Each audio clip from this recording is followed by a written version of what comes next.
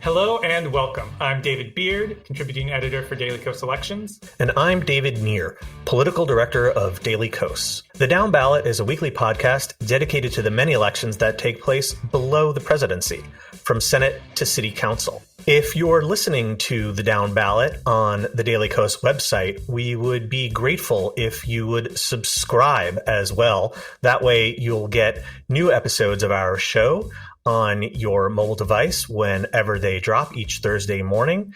We would be especially appreciative if you would subscribe on Apple Podcasts or anywhere else that you listen to podcasts. So let's dive into today's episode. What are we going to be covering this week?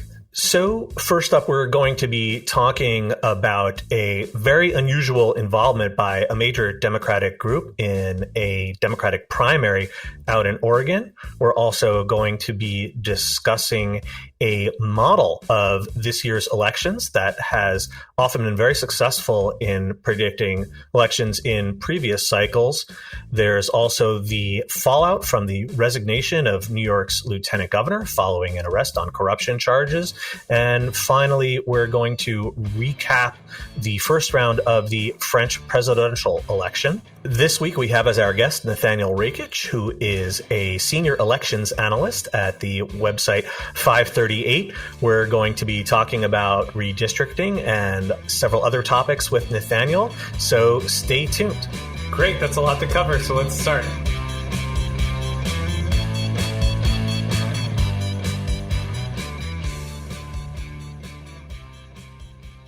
So, Neer, I think you're going to kick us off this week for the weekly hits with a pretty controversial story about some advertising out in Oregon. What's going on there? Last week, we interviewed Ali Lapp, who's the founder of the House Majority PAC, which is the largest group that spends on House races on the Democratic side. And several days later, HMP took action in a race out in Oregon, like you were saying, in the 6th congressional district that really has everyone scratching their heads and has also left a lot of people extremely angry. So this is a brand new district that the state won thanks to population growth in reapportionment. It's in the Portland suburbs. Joe Biden would have carried it by about a 55-42 margin. So it's a blue-leaning district, not a safe blue district. And there are a number of Democrats, 7 of them in total, who are seeking the nomination for this new seat in Oregon 6. One of them is Economic Development Advisor Carrick Flynn, who hasn't run for office before. And HMP this week started spending at least $1 million on ads boosting his campaign. And this came as a total shock for a whole lot of reasons, one of which is the fact that HMP has never gotten involved in a partisan primary in this way before. So why is it picking sides? And another huge factor that's really generated a lot of anger here is that many of the other candidates running are women. Several are women of color. The candidate who's probably the leading candidate, State Rep Andrea Salinas, who has received endorsements from the governor and most of the major progressive groups and unions, is a woman of color. She's a Latina. She would be the first Hispanic person to represent the state in Congress. Carrick Flynn is a white man, and no one really understands what on earth HMP is doing. You know, they put out a statement that really just was impossible to believe. They said that they're, quote, dedicated to doing whatever it takes to secure a Democratic House majority in 2022. And we believe supporting Carrick Flynn is a step toward accomplishing that goal. You know, that really doesn't pass the smell test because there's nothing so special about Flynn that he simply has to be the Democratic nominee in order for Democrats to win this seat. And like I said earlier, HMP has never gotten involved in a primary in this way. They spend almost all of their money on general elections, running negative ads to beat Republicans.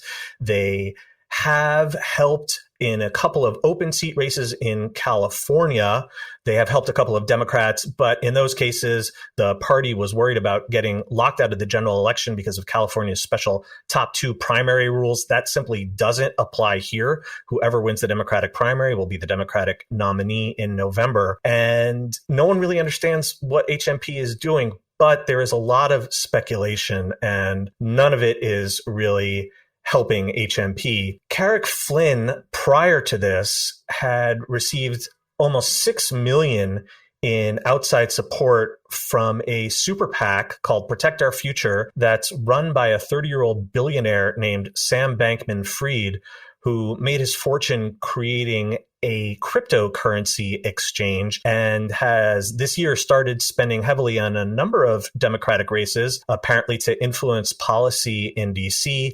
He's supposedly worth $24 billion, according to Forbes. There have been a number of arguments made about why Bankman-Fried has been helping Carrick Flynn. Supposedly it's because the two of them care a great deal about pandemic preparedness. It's really hard to understand why that alone would be enough of a reason for a billionaire to spend $6 million on an untested candidate who at best will be a very junior member of a caucus that's likely to be in the minority next year. But what a number of folks have hinted at, including the campaign manager for one of the other candidates, including Andrea Salinas herself, is people are wondering whether Sam Bankman-Fried offered to give a huge donation to House Majority PAC, which can accept unlimited donations, in exchange for HMP deciding to boost Carrick Flynn. Even that feels very strange because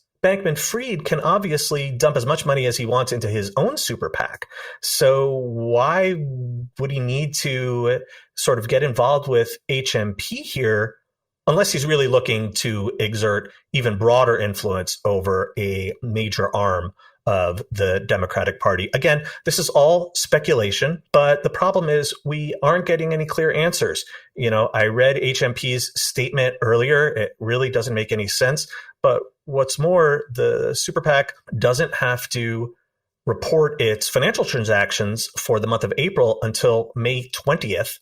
And that's 3 days after the Oregon primary. So we're probably not going to get a straight answer on this anytime soon, perhaps not until it matters. HMP could, of course, provide records of its donations right now if it wanted to. Of course, that's not going to happen. But like I said, Democrats both in the district and in DC are pretty furious about this. Senator Jeff Merkley called HMP's actions, quote, flat out wrong. The Congressional Hispanic Caucus, which is backing Andrea Salinas, is really hopping mad about this. And they have donated $6 million to HMP in the decade since it was first formed. So really, House Majority PAC is potentially burning relationships with a number of partners. And there's also still a really good chance that Carrick Flynn, despite all this money, is going to lose this primary.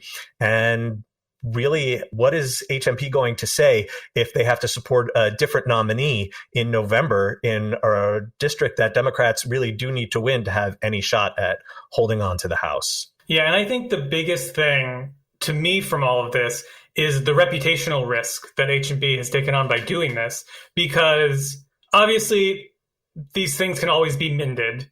And we've seen sort of people get mad at each other and that get fixed before. But independent expenditure PACs like HMP it's very much the Wild West. HMP has built itself on its reputation as the super PAC that fights for Democrats in general elections, where everyone can go, where they can direct traffic, where they can coordinate with everyone because their focus is on electing Democrats for the general election.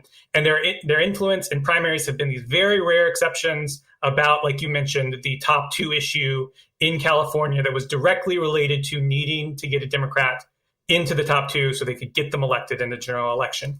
And to then sort of toss that aside to a degree to invest in this race and choose the not establishment candidate when it's, despite being a super PAC, very much the establishment super PAC, to pick Carrick Flynn to spend this money on behalf of him when all of the other establishment is on this other side is just seemingly reckless. And obviously, we don't know all the situation that's going on here, and we may never will. But it seems like a very strange decision all around. So with that, I'm going to take us to another topic where political scientist Alan Abramowitz has released a model of this year's midterm over at our friends at Sabato's Crystal Ball. He released a new article. This is something that he's done in past cycles as well, and it's always an interesting thing to look at and see how it matches sort of growing expectations for how the cycle is going to turn out. So this model uses the generic congressional ballot as sort of its baseline, which is historically, as the article says, more accurate for midterm elections than presidential approval. And it also factors in the size of the congressional majorities and which Senate seats are up for that cycle, because obviously that's a big influence in how Senate elections go, is which seats are up in each cycle. So congressional generic ballot polling is when a pollster asks their respondents, if you were to vote for a Democrat or a Republican for Congress this year, who would you vote for? It doesn't include any names. And so obviously, sometimes someone might say, oh, I would vote for the Democrat. But when they actually go and vote, they know they're a Republican congressman. He's an incumbent. They like him for whatever reason. So they might vote for him.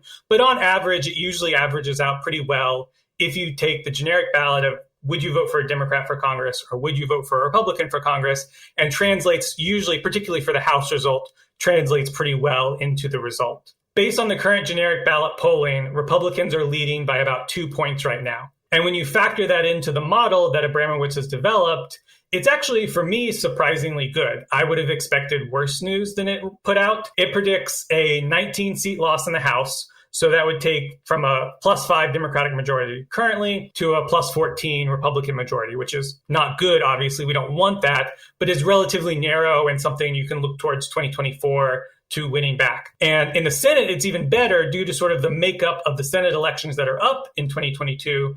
It would predict no change in the Senate for an R+2 generic congressional ballot. So for me, I think no change in the Senate would be great news given the cycle that we're facing. Now, a big caveat here is that generic ballot polling can change, and it often does, from, say, April of 2022 to November of 2022 when the election actually takes place.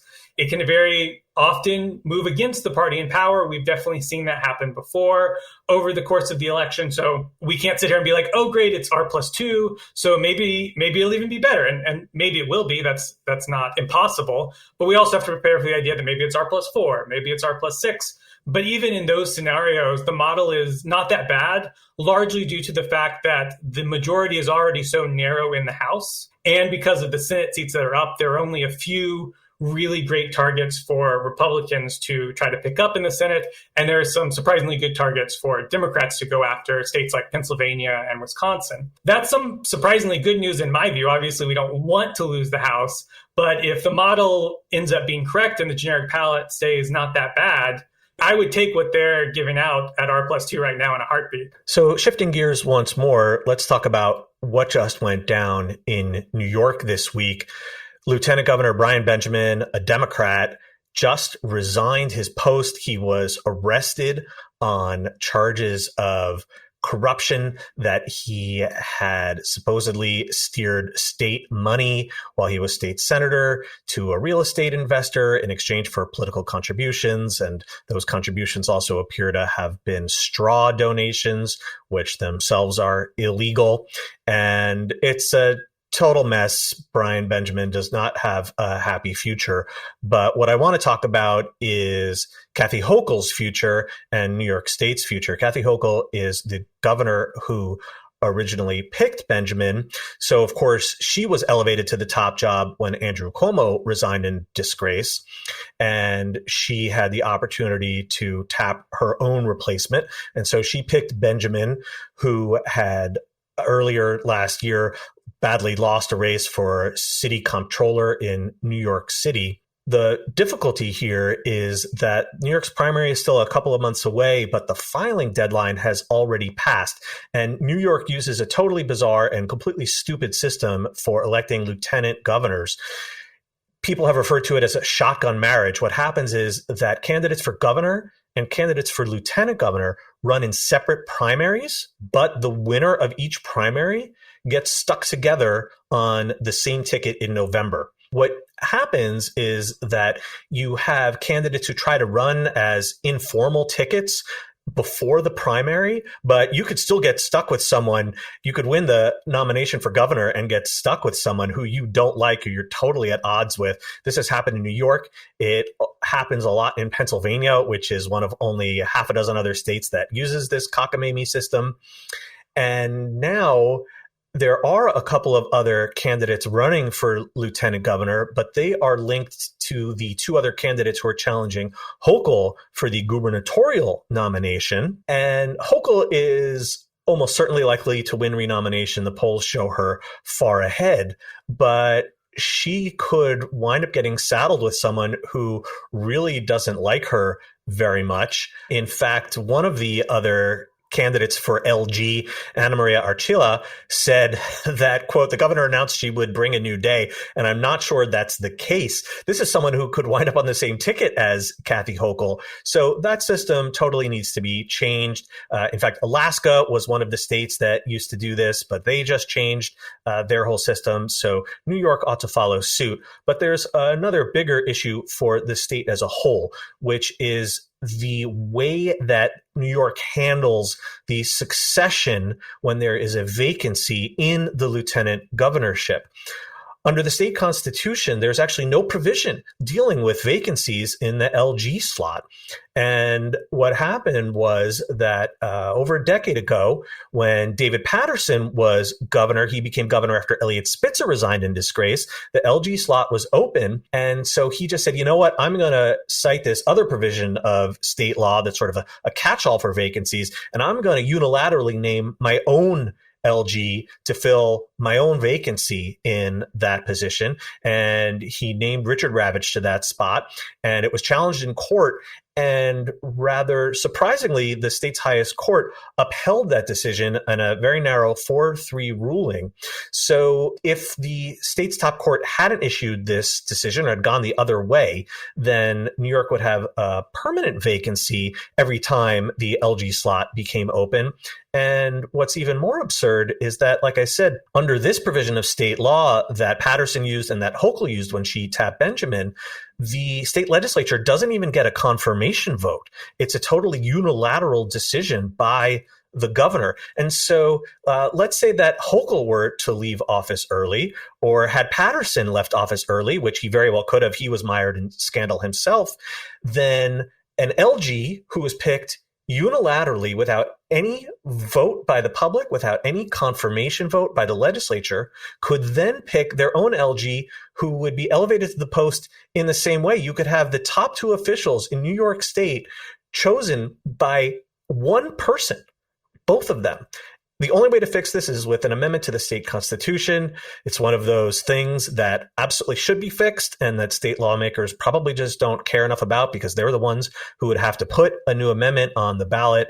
But it's really bad for democracy to put yourself in a situation where the governor of New York could literally be handpicked and neither elected nor confirmed by anyone in the state. Yeah, it's one of those quirks of the law that I think clearly wasn't thought out when it was originally enacted, and now that's the situation. And as you said, the constitutional amendment is really the only way to get it fixed in New York. So I'm going to wrap us up with weekly hits with another trip across the Atlantic over to France, where, as we talked about a little bit last week, the first round of their presidential election occurred this past Sunday, April 10th. And so the top two candidates from the first round will advance to the runoff, which takes place 2 weeks later. So it's going to be taking place on April 24th.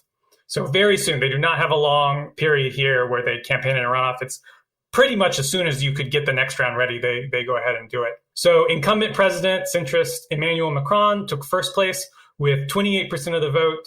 And far-right candidate Marine Le Pen took second place with 23% of the vote. And that was pretty much expected. The real surprise of the first round was left-wing candidate Jean-Luc Mélenchon took a surprisingly close third place with 22% of the vote. And when you really break it down and see sort of all the candidates who got like a few percent here or there, it's really possible that Mélenchon could have advanced over particularly Le Pen, depending on how the different candidacies would have worked out.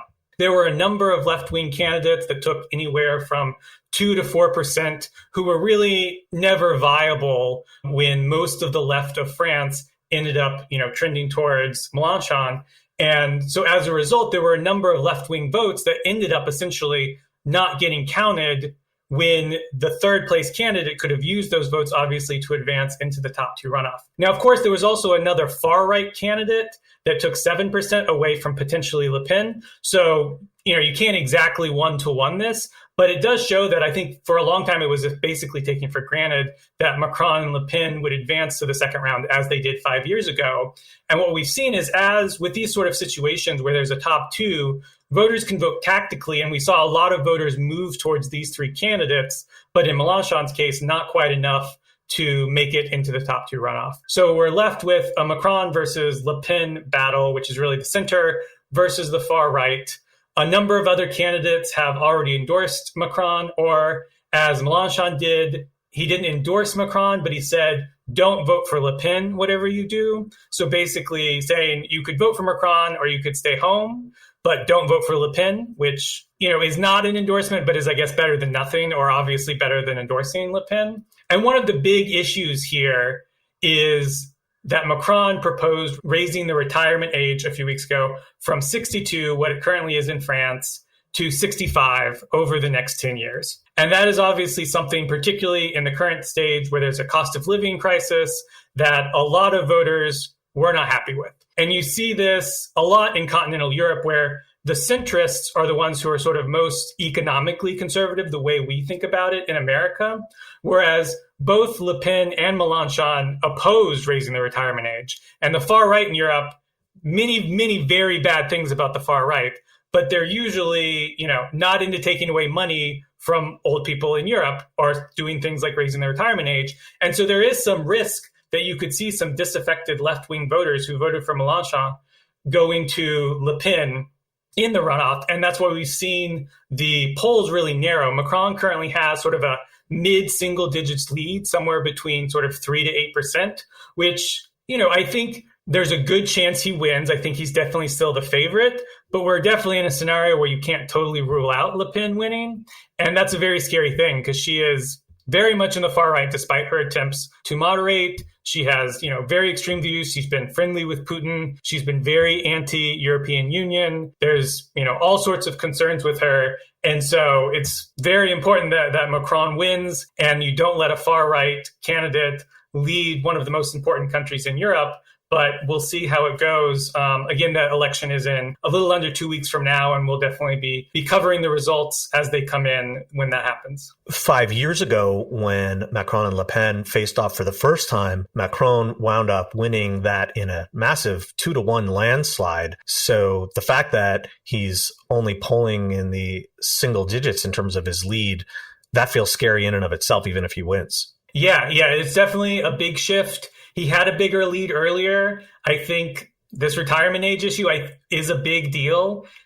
We've seen it in the past. We've seen it here in America when Republicans have proposed cutting Medicare, cutting Social Security. We saw it in 2017 in the UK when Theresa May proposed some taxes that would hit older homeowners, that raising costs, either by raising the retirement age or raising taxes or cutting benefits on older voters before an election is a really, really terrible idea. They will punish you for it. And so we've seen Macron's poll numbers go down. We've seen the race narrow.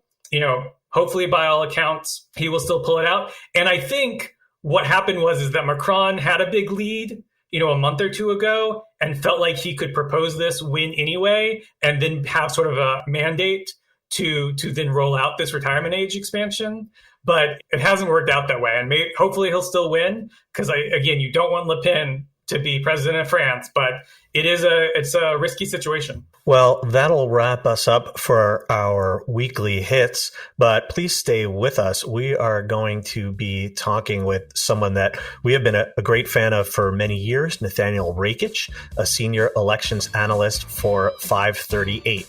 So please come back and join us after the break.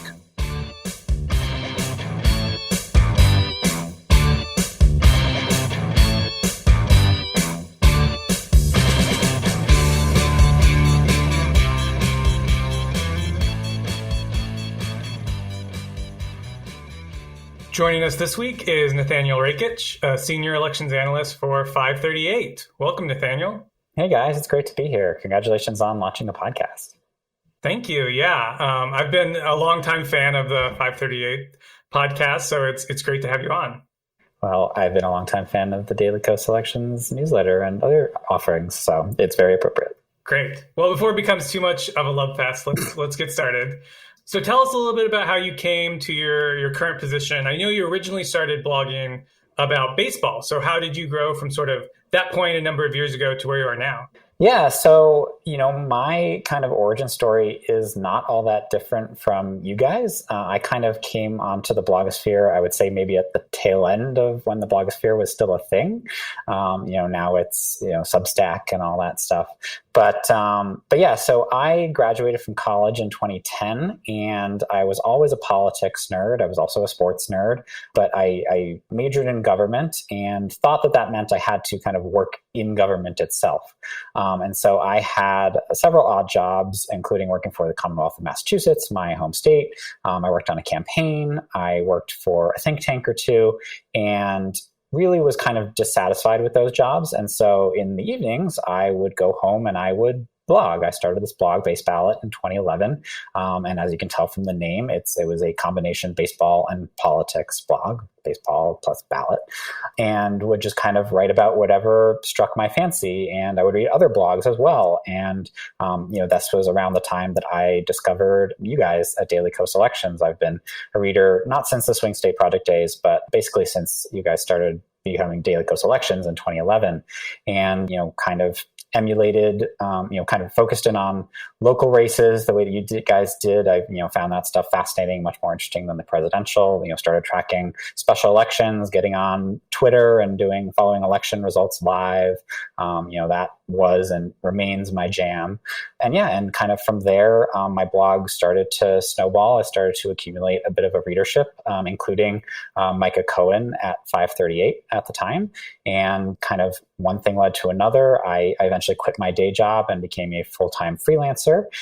Through the Micah connection, I started freelancing for FiveThirtyEight in 2017, and then they hired me full-time in 2018. That is a fantastic path and is indeed so similar to the one we've trod here at Daily Kos Elections. But why don't we get down into talking about some actual elections that are going to be taking place? You have covered redistricting in depth this cycle, as have we, and you have some fantastic tools on FiveThirtyEight that show all of the various maps and the ramifications of those maps and the districts that are going to be used this year. So what are your broad takeaways at this point in the redistricting cycle? Now that we're basically complete, we still have a few maps left, but what are some of the things that maybe we didn't know going into this redistricting cycle? Yeah, so as you mentioned, we're almost done with redistricting. Only 3 states have yet to pass new maps, although there are court challenges pending in other states like Kansas and New York. And what I would say, my overall takeaway, even at this point, I think we can, even no matter how Florida and New Hampshire and Missouri go, I think we can say that the overall congressional map is going to be pretty evenly divided between the two parties in a way that it really hasn't been in recent decades. But that doesn't necessarily mean that the map is fair, right? So we did this calculation over at FiveThirtyEight. We have our metric FiveThirtyEight partisan lean, which basically says whether it's kind of similar to a Cook PVI, which says whether a district leans, 5 points toward Republicans relative to the nation or 10 points toward Democrats or something like that. And we estimate that there will be about 220 to 223 districts to the right of the nation as a whole, and 212 to 215 districts to the left of the nation as a whole. So that's pretty evenly split, especially when you kind of consider this kind of enduring Republican bias that's been in the House lately. So, for instance, we also calculated that the median seat of the House for the last several elections has been about 5 or 6 points to the right of the nation, which means kind of in practical terms that in theory and kind of throwing out candidate quality things, that Democrats need to win the House popular vote by 5 or 6 percentage points in order to take control of the chamber. Obviously, that's a strong Republican bias that's due in no small part due to gerrymandering after the 2010 2010 elections. This year, that bias, it still exists. There's still slightly more Republican seats probably than Democratic seats, but it's down to maybe 1 or 2 points, depending on kind of how things break, especially in Florida. And so that is definitely historic, and it means that the House will be fought on this kind of balanced playing field for the first time in a long time. But the reason that those districts, or that the map is relatively balanced, is that Democrats really kind of stepped up their gerrymandering game this year in states like New York, as you guys have covered on the newsletter and on the podcast. And they've really kind of matched Republicans' fire on that front. And so if you look at some of the individual maps, you see a lot of really high efficiency gaps, which is this metric that you can use to measure gerrymandering, which is kind of a notoriously difficult thing to pin down. It like you see it, kind of like pornography. Efficiency gap can hint at it. Other things, median seat bias, lots of other things, but like a lot of these maps, I think you can point at as being quite gerrymandered. So New York is a good example on the Democratic side. Texas on the Republican side, even though they didn't necessarily gain a lot of seats from that, it's a very defensive gerrymander where they had a lot of competitive Republican-held seats that they really locked down for Republicans. Other states like Ohio, even with its new map, after it was overturned in court, is still a pretty gerrymandered map. Georgia, et cetera. So nobody should be looking at the House map and saying, oh, that's super fair. It's just kind of the fact that these two parties have been kind of at loggerheads, and I don't know what the right metaphor is. They're at a stalemate, stand down, stare off type of thing. Another thing I want to mention too that often I think does not get covered as much in kind of the preoccupation with the horse race and partisan gerrymandering is also the racial gerrymandering that we see. And things have not necessarily gotten better for people of color and their representation in Congress. So a lot of southern states, for example, Alabama, there was a court case about whether they could draw a second black majority seat, which, kind of just geographically, cartographically is very possible. But the Supreme Court basically said no. That case is still open, but I think the writing is on the wall there. That has implications for other states too, like Louisiana. A state like Texas is a state that has ballooned in population in recent years. They gained 2 congressional seats this cycle, the only state to gain more than 1. That growth was due almost entirely to people of color, and yet no new predominantly non-white districts were created in that redistricting process. So basically, there is a lot of work to be done on getting kind of fair and representative maps nationwide, even if, for the next decade, or actually I shouldn't even say decade, but maybe next year, because there's a good chance, I think, of some mid-decade redistricting that could change this calculation. But at least in 2022, I think that there's a good chance that the party that wins the national House popular vote will win the House majority, which is a small victory, but yeah, still a lot of work to be done. I think it's maybe fair to say we're in this sort of perverse situation where more gerrymandering on both sides has kind of balanced out on the national map when you look at things holistically, but when you look at things on a district by district basis, all we're really doing is creating a lot of slanted districts on one side or the other for the most part. Yeah, exactly. So for instance, we also estimated the number of safely red and safely blue seats that we would end up with. So again, kind of this is like the median projection for us. So we estimated that there would be 143 safely blue seats, which we define as having a partisan lean of D+15 or bluer.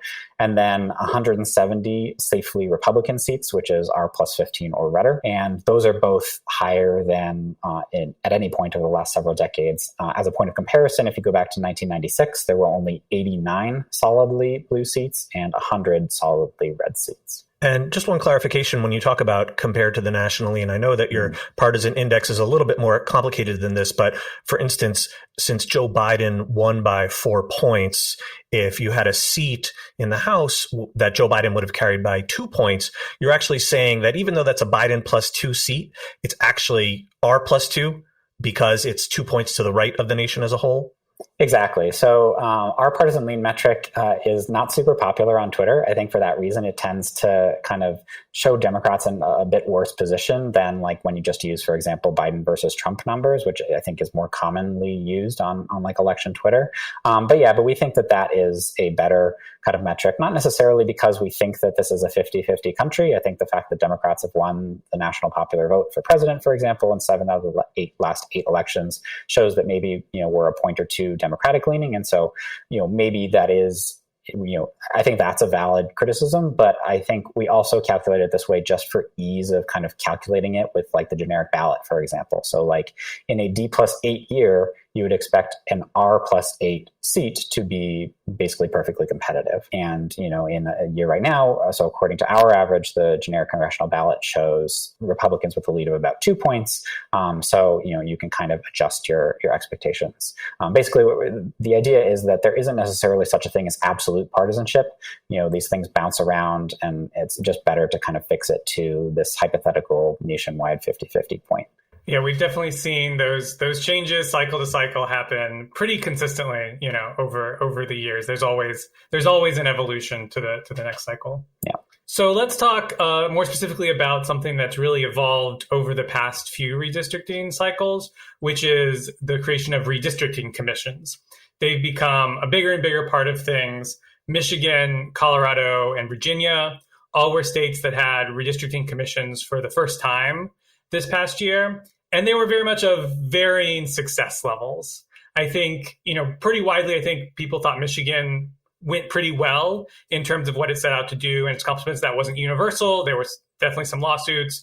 There were some criticisms over the African-American seats in Detroit and that area. While Virginia, from a process standpoint, the commission basically collapsed and sent everything to the Virginia Supreme Court and had that organization or that group be the ones who actually put in the seats.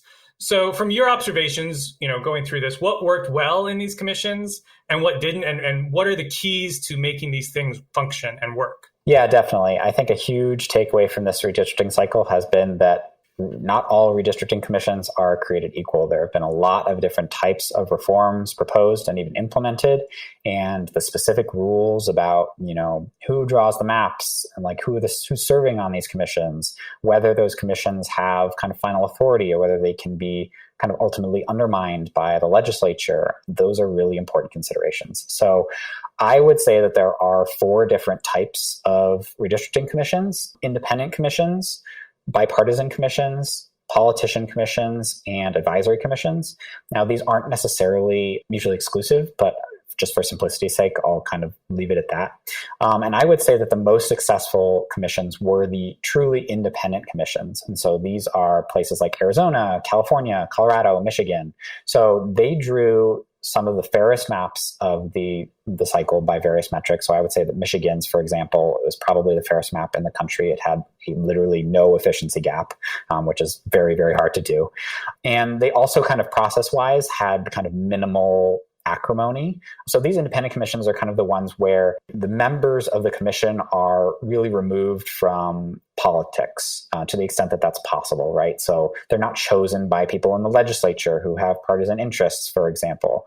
So like, in Arizona, you have like a tie-breaking member and stuff like this. And so, yeah, so those commissions have been, I would say, the most successful. In Arizona's, you did see a little bit of acrimony at the end of the process, but they passed a map just fine, and it was a relatively fair map. So I would count that as a win, certainly compared to some of these other commissions. So when you move on to some of the bipartisan commissions, these are a bit of like more of a mixed bag, I would say. So you had like some success stories in states like Idaho and Montana. And so these bipartisan commissions, I should say, are places where the politicians have input in who serves on the commissions, but the politicians themselves aren't serving on the commissions, but like they appoint them, for example. So like Idaho and Montana have these bipartisan commissions. Those went well. It's also really easy, I would say, to draw a single line in the middle of a state with 2 congressional districts. So maybe, that wasn't the most robust test for this kind of commission. Try telling that to New Hampshire, though. That's fair, actually. New Hampshire being one of the only states that is not done. They had a line that they used for like 100 years that they could have just kept going with, but clearly, the Republicans didn't like that. That was an avoidable stalemate, I would say. But yeah, so maybe a better example of kind of the touch and go nature of one of these bipartisan commissions is in Washington state.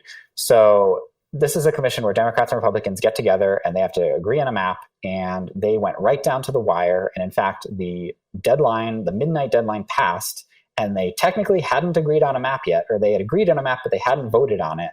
And so they ended up, it was this kind of fiasco where they went dark for like a day, basically, and then finally said, we picked a map, we voted on it, but it was after the deadline. And so technically we didn't pass a map.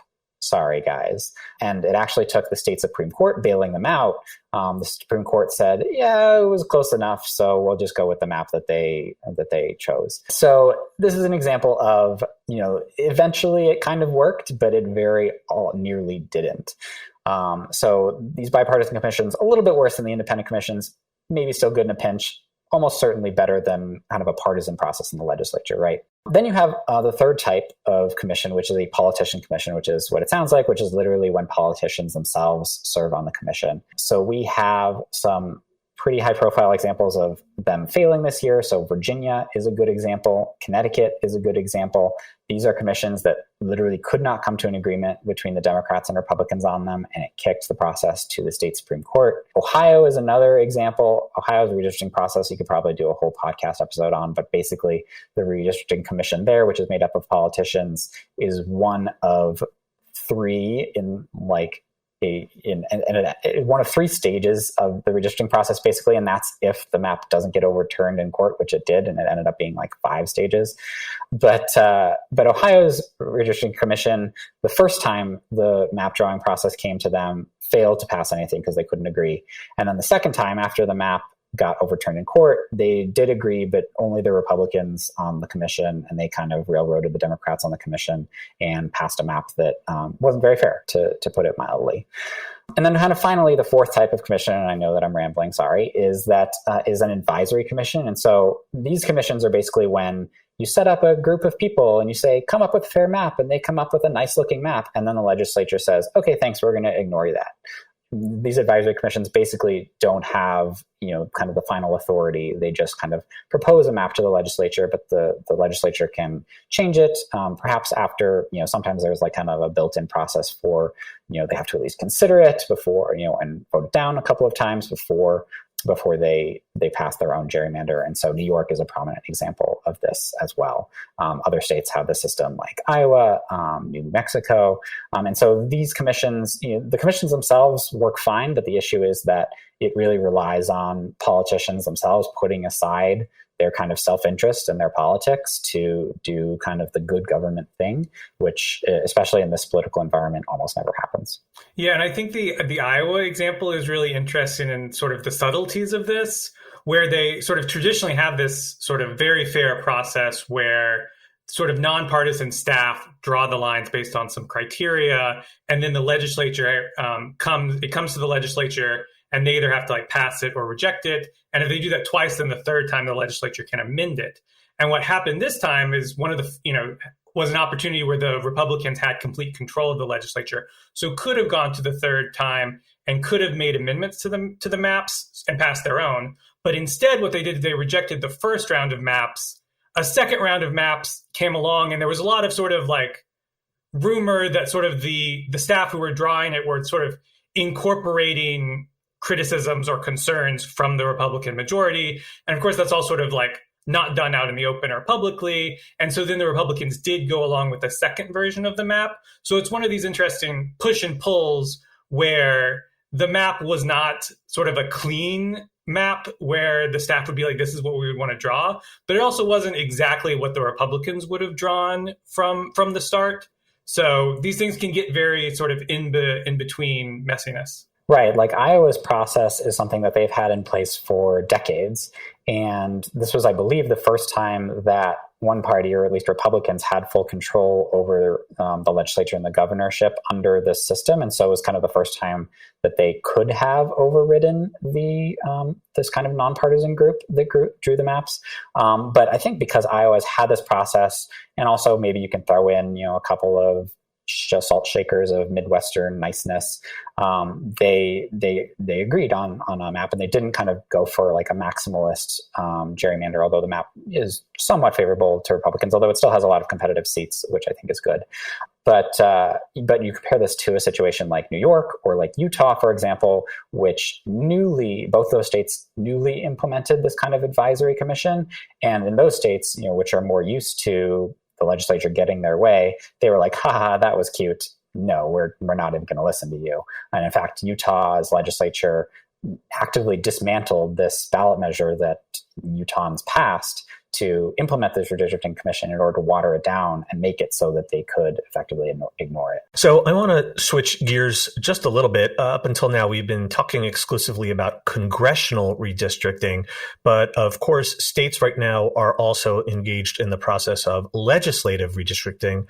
538 has also devoted a lot of resources to this topic, and this is really an area that gets undercovered even compared to congressional redistricting, which probably doesn't get as much coverage as it ought to. So since you're following this sort of under the radar area, and now, of course, we're talking about all 50 states, 99 different legislative chambers, what are some of the major themes that you've seen, or any surprises, anything that you'd want to share with someone who hasn't necessarily been following the process in all 50 states? State legislative districting, obviously super important. As you guys know, state legislatures, as we have seen time and time again, pass some of the most consequential, most controversial legislation in the country, especially as kind of Washington is gridlocked. And I would say that the big trend in state legislative redistricting has been similar to congressional redistricting, which is the decline of competitive seats and competition in general. This is both because of gerrymandering, but also just kind of because of natural polarization. Like, there are fewer swing states than ever. And, I don't think it's reasonable to consider, the Alabama legislature or the Massachusetts legislature to ask that to be competitive. And so you already have this kind of small window of potentially competitive state legislatures, but gerrymandering has kind of taken a lot of those off the table. So places like Georgia, Texas, where Republicans had full control of redistricting this year, those legislatures are not going to be competitive this decade, I would say, unless things really shift drastically. But I would say that some of the most notable things were the kind of maps getting fairer in a couple of states, so Pennsylvania and especially Michigan. So these are states that have been gerrymandered for Republicans, especially Michigan, for decades. And I believe in Michigan, the state Senate has been in Republican hands since 1984 and the state House since 2010. And in Michigan, in particular, they have this new independent redistricting commission that also applies to state legislative districts, and they just drastically made a fairer map. And it's just kind of mind-boggling to me as someone who has followed politics for over 10 years and, down ballot politics, and in Michigan, where a legislature has kind of always been kind of a foregone conclusion to go for Republicans, is now genuinely on the table. So some of the statistics that we have here are the old Michigan Senate map used to have the median seat in the Michigan Senate used to be 11 points redder than the state as a whole. It's now just 1 point redder.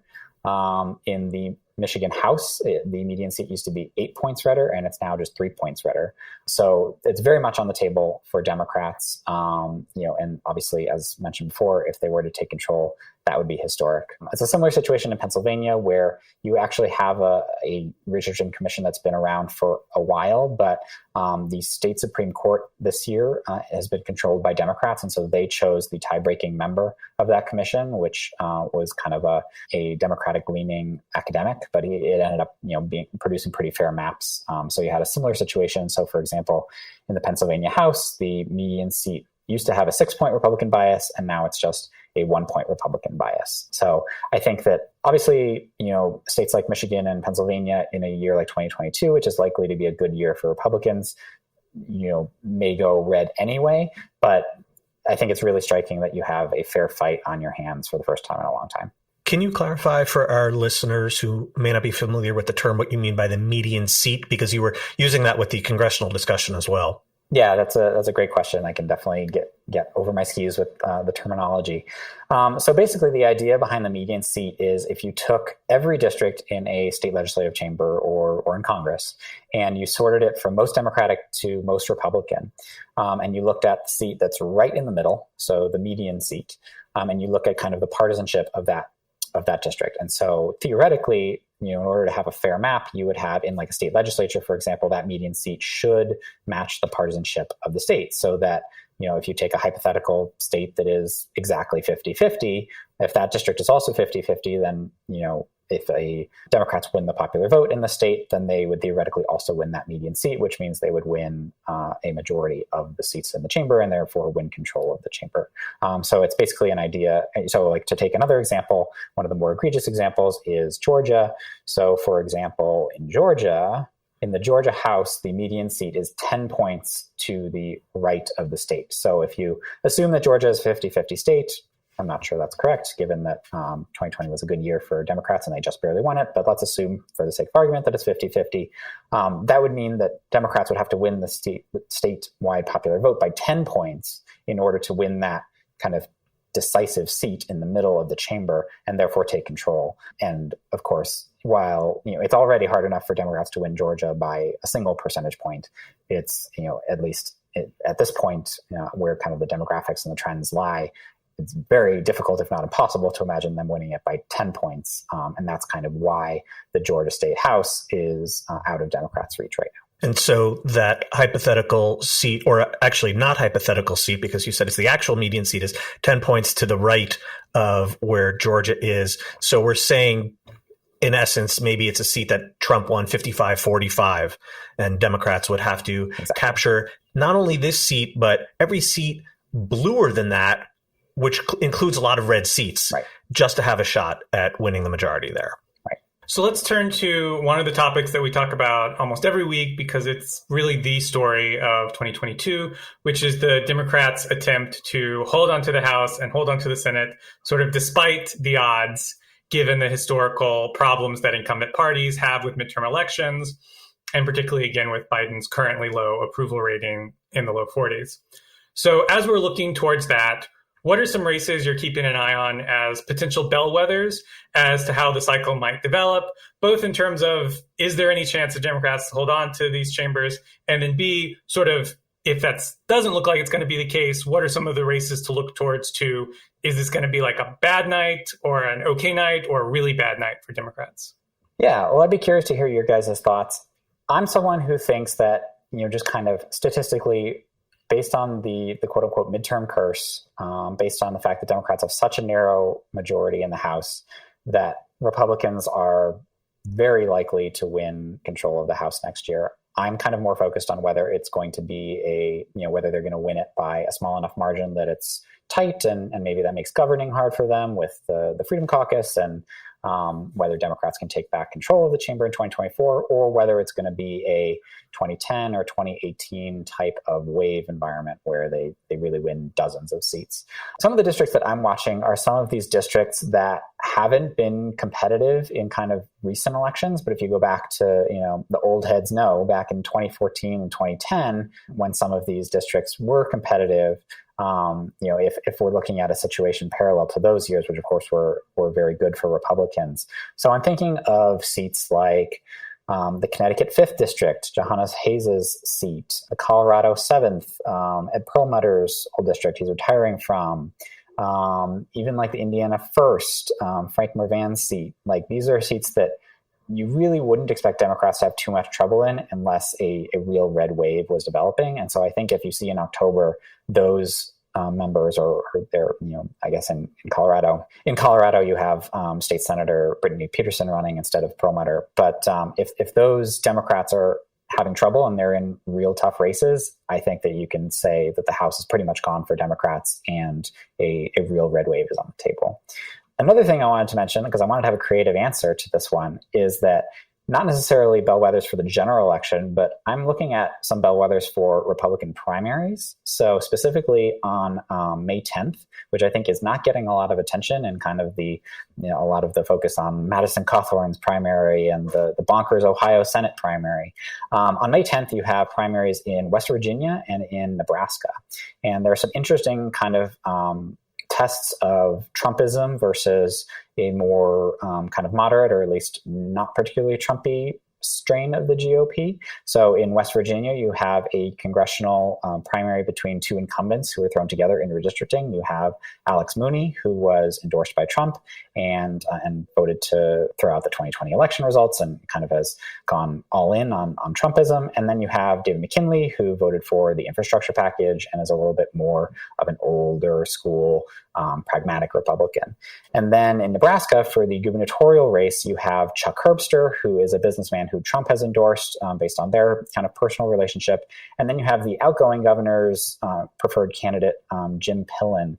And so there's kind of this proxy war there between Trump and the specifically the Nebraska Republican establishment. That race is getting no coverage. I think it'll be interesting because it's one of the first tests of Trump's endorsement power, which of course will be a theme throughout most of the primaries this year. Of course, that race is not getting no coverage because if you read the Daily Kos Elections Morning Digest, which I know you do, we have talked about that one. I think that's a really interesting call to cite that as a bellwether. So, Nathaniel, we have one last thing that we'd love to talk about with you, which is that, of course, at 538, you guys are extremely data-driven, as are we at Daily Kos Elections. And we, over the years at TKE, have put out tons of data sets that we have made public. And you have been a big booster of ours, especially on Twitter. And so we're curious to know, which of our data sets have you gotten the most mileage out of, and which have you enjoyed making usage of in your own work at 538? Yeah, I use your guys' data all the time. Just want to formally thank you again for putting it out into the world. Having a clearinghouse of election data, especially in kind of our very fragmented system where, there are 50 states and therefore 50 state election authorities, and it's very hard and very rare to have all that stuff in one place. It's really valuable. So what don't I use from you guys? Let's see. There's, of course, the stuff you guys are primarily known for, which is the presidential results by congressional district and legislative district. I think most people know about that at this point, so I won't belabor that, but I certainly use it.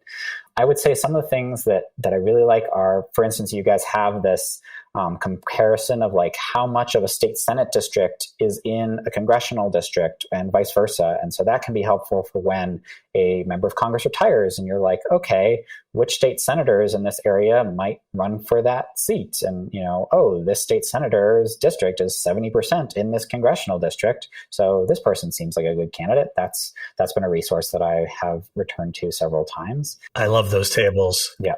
For sure, you guys have something similar with media markets, which is also useful for when you're analyzing TV ads. Another really fun thing, I'm a history nerd. I love your research into when the last time a Democrat or Republican won a given state. So you can kind of whip out a statistic like, Republicans are hoping to win the Senate seats for the first time since, 1930 when Tungsten Arm O'Doyle was pitching for the Brooklyn Robins. Yeah. And let's see, I could go on. Oh, I guess I should also give a shout out to Stephen Wolf, your colleague, who has done a lot of work on voting rights. And I wrote an article with Laura Bronner, was it last year, 2 years ago? It was a while ago, about kind of the enduring Republican bias in our institutions. So, from the Senate to the House to state legislatures. And Stephen's done a lot of work on this, and specifically his work calculating the popular vote for the Michigan State House over the last decade, which I think Republican or Democrats won the popular vote for the Michigan State House in, I think, 2012, 2016, 2018, and 2020, but they lost the chamber every single time. And that's just a statistic when I first learned it that I was completely blown away by. And it really, I think, goes to show the power of gerrymandering and other institutional biases in predetermining elections. So yeah, those are just a few. Your open seat tracker is great, of course. Filing deadlines, that's another great one. Just can pull up that and know it very quickly rather than having to hunt on a Secretary of State website when we're going to have a final candidate list in a given state. It's all been very helpful. Well, this is truly delightful to hear because, we create these data sets and we use them ourselves and then we put them out into the world. And so we don't always know how they get used or whether they're appreciated. So I love hearing that you found such great use for them. So, Nathaniel, before we let you go, can you tell folks how they can find your work, where they can find you on Twitter, and what they can do to keep tabs on what you're doing? Oh, I appreciate that. Well, I write for 538, so you can go to 538.com and check out my work there. Our redistricting tracker, which we talked a lot about, is available at 538.com/redistricting. That's been basically the last 6 months of my life, so that would be good if people can check it out. And then, and people can follow me on Twitter at baseballot. So that's baseball plus the letters OT. Nathaniel Rakich, Senior Elections Analyst for 538. Thank you for joining us, and we look forward to many primary election nights on Twitter. So do I. Let's get it on. That's all from us this week. Thanks to Nathaniel Rakich for joining us. The Downballot comes out every Thursday, everywhere you listen to podcasts, and you can reach us by email at thedownballot@dailykos.com. Please like and subscribe to The Downballot and leave us a 5-star rating and review. And thanks to our producer, Kara Zelaya, and editor, Tim Einenkel. We'll be back next week with a new episode.